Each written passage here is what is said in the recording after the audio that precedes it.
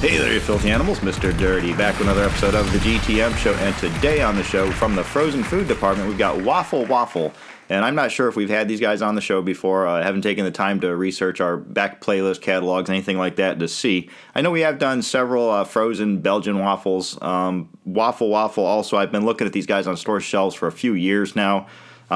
I just don't know. Kind of lost track of it all, but if we have had Waffle Waffle on the show, it was like a flavored Belgian waffle or some sort of a stuffed waffle, something like that. It definitely wasn't this. I would have remembered this. Today they're giving us the Sweet-n-Savory Meat Lovers Breakfast Bowl. So there's the package you're looking for if you're looking for this in stores.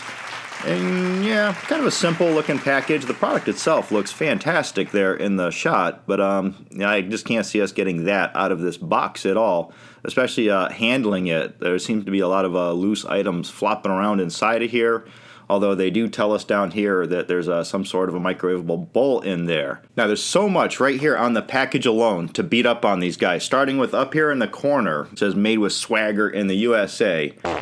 Kind of odd there. I guess there was a little story about this where down here it says see our story, but if you flip it around, that just leads you to the nutrition facts and the list of ingredients. If you want to read any of that, go ahead and pause the screen. And once again, there's those nutrition facts. You actually got to flip it around one more time to the back of the box to get that story that they're talking about, and go ahead and take all that, and it just goes on to say how this was invented basically in a dorm room. Then our cooking instructions down here, it's microwavable. You got to puncture the film, then nuke it up, and then enjoy, blah, blah, blah. Bottom of the box, you'll have your best till date. Top of the box, you're going to have your pull strip to get inside. Back to the weird stuff on the box, though. I don't know a whole lot about these guys except for, what's going on here. So I'm supposing that the Waffle Waffle, where it says tastes twice as good, but doesn't tell you twice as good as what. Also here, very odd, it says that this is enlarged to show texture. That's enlarged to show texture? Look how big this box is. If this is enlarged, how big is the item inside? What the hell? We better get into this and check it all out.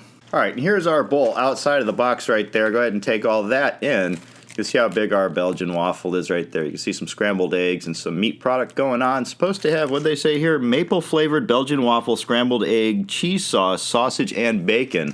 So can you make all that out in there? Any of it? Can't take this off. We're supposed to puncture this up and give it a good steaming in the microwave. Now, the size of this bowl here, the top of the bowl is wider than the base of the bowl. Down here, we're looking at about 5 inches, and the height on this is going to be about 1.5 inches. Up here at the top, it tapers up. We got like about a 5.5 inch opening going on there. You can see with the spacing going on inside of there, the actual product itself by weight only takes up maybe like 3/4 of the bowl itself. All right, cooking instructions are punch it up, microwave it on high for 2.5 minutes or until cooked thoroughly, and then let stand 1 minute, and then you enjoy. So I'm going to go do all that, and then we're going to come back and check out our Waffle Waffle Sweet-n-Savory Meat Lovers Breakfast Bowl.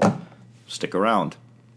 All right, guys, we're back. We got our Waffle Waffle Sweet-n-Savory Meat Lovers Breakfast Bowl out of the microwave, where it's been in there for about 2.5 minutes. So we're at the point now where we're like letting it rest for 1 minute.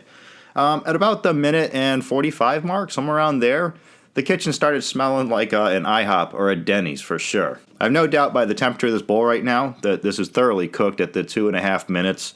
I haven't stirred it. The film is still on it. Let me give you a quick look real quick at what it looks like right out of the microwave. As this is now cooked down, what was 3/4 taken up the inside of the bowl, the product now takes up about 50%. All right, and bam, there it is with the film still on it. I'm going to take that off here in just a second, but that's what you get. Directly out of the microwave, just like that. As you saw, that clump of cheese and stuff is still on there. It was locked in place no matter how much I shook it, flipped it around, did what I did before microwaving, and I could not remove that cheese. So there it is for good, right on top of our supposedly maple-flavored Belgian waffle. Hopefully it goes good with cheddar. All right, real quick jump cut. I've taken the film off so you can get a better look at it, and there it is right there. Remember our picture on the box. Look how rich and maple syrup covered that waffle looks on the box. In real life here, we see out of the microwave, it looks, even though it's steamed out very hot, there's still steam coming off of it. Very dried out looking waffle right there.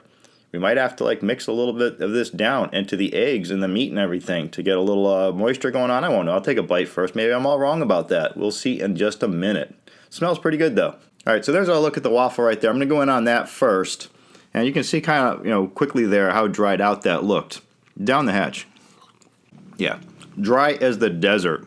that definitely needs, like, what they should do with this much of a big box. They probably could have easily slid, like, a little bit of maple syrup inside of here. Maybe even, like, a little pouch, like ketchup comes in, a little pouch of maple syrup that you could drizzle on here. That would help it along. It'd be easier to fit in the box than some sort of, like, a little tub with a peel back. Overall, that waffle has potential, but that has got to be the driest frozen waffle I've ever had in my life. Now, as you saw, there wasn't a whole lot of the scrambled eggs and the meat going on. You'd be hard-pressed to find any sausage in here. Visually, it just looks like various meat, mostly bacon. Yeah, definitely bacon heavy. And there's no separating any of it up. You know, it's all kind of mixed up together. Okay, I see a few sausage crumbles. But overall, yeah, it's just messy looking. Like I say, you really can't discern anything from one another there. So just down the hatch with this mess. Yeah, very salty with the load of meat content going on there. Bacon is the dominating flavor. It doesn't taste bad, though. That's actually pretty nice. That's like the winner of this whole thing. Not even the waffle. It's the messy little egg and meat mixture with the cheddar cheese going on. Too bad there's not a whole lot of it going on there. With all that salt going on, this could probably do with like a little pinch of pepper also. So, yeah, a lot of room for improvement going on here. Not bad, but for the price it is, yeah, I don't think it's worth that. So I'm going to let this slide out of here today. I'm never going to go looking for this again. So 3 out of 5. Oh, and if anybody's wondering, I did try everything together, the waffle, the eggs, everything mixed up together in one bite, and that, to me, was unpleasant. I prefer both of these things separated, eating them separate out of the bowl, not mixed up. But, yeah, if you're into this sort of thing and you want something that's fast, like I say, it was only 2.5 minutes, and you were gobbling it down pretty much like a minute after that, give it a try. I'm Mr. Dirty. This is the GTM Show. Don't forget you can buy Knucklehead shirts and hoodies down in the description. Follow me on Twitter and Instagram @TheRealMrDirty. And as always, get out of here and go have a rotten day.